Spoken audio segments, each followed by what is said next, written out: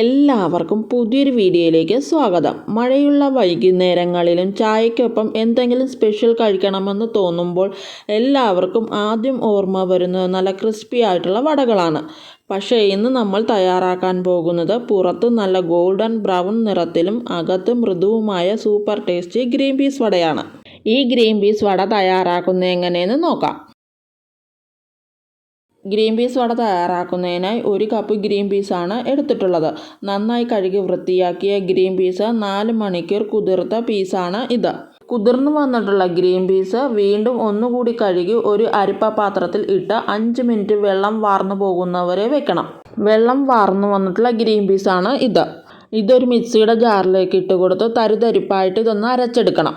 ഒട്ടും വെള്ളം ചേർക്കാതെയാണ് ഈ പീസ് അരച്ചെടുത്തിട്ടുള്ളത്. വലിയ കഷ്ണം ഇഞ്ചി, 6 ചെറിയ വെളുത്തുള്ളി, എരിവിനാവശ്യമായ 2 പച്ചമുളക്, 3 തണ്ട് കറിവേപ്പില, 20 ചെറിയ ഉള്ളി എന്നിവ മിക്സിയുടെ ജാറിൽ ഇട്ട് കൊടുത്ത് ഒന്ന് ചതച്ചെടുക്കണം. ചതച്ചെടുത്തിട്ടുള്ള ഇവയെല്ലാം കൂടി അരച്ചു വെച്ചിട്ടുള്ള പീസിലേക്ക് ചേർത്ത് കൊടുക്കണം.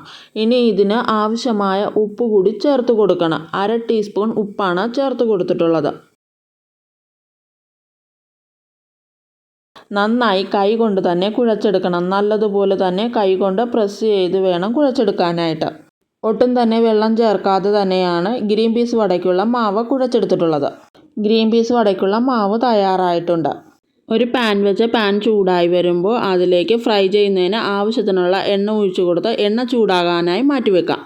ഗ്രീൻ പീസ് വട തയ്യാറാക്കുന്നതിനായി ആവശ്യത്തിനുള്ള മാവ് എടുത്തു കൊടുത്ത് ഇതുപോലെയൊന്ന് ഉരുളകളാക്കി ഉരുട്ടിയെടുക്കണം.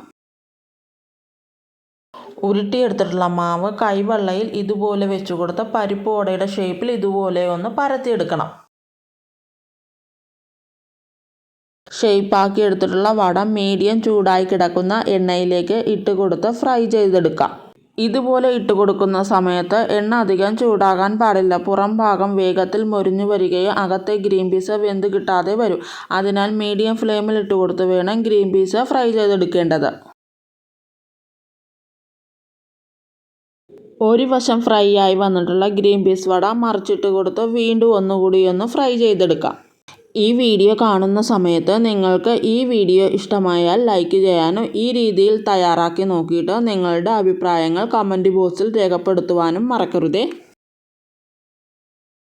മറിച്ചിട്ട് കൊടുത്ത ഭാഗവും ഫ്രൈ ആയി വന്നിട്ടുണ്ട്. ഇത് എണ്ണയിൽ നിന്നും കോരി മാറ്റാം. ബാക്കിയുള്ള ഗ്രീൻ പീസ് വടയും ഇതുപോലെ തന്നെ ഫ്രൈ ചെയ്തെടുക്കാവുന്നതാണ്. ഗ്രീൻ പീസ് വട തയ്യാറായിട്ടുണ്ട്. ഈ വീഡിയോ നിങ്ങൾക്ക് ഇഷ്ടമായെന്ന് വിചാരിക്കുന്നു. അടുത്തൊരു വീഡിയോയുമായി വീണ്ടും കാണാം.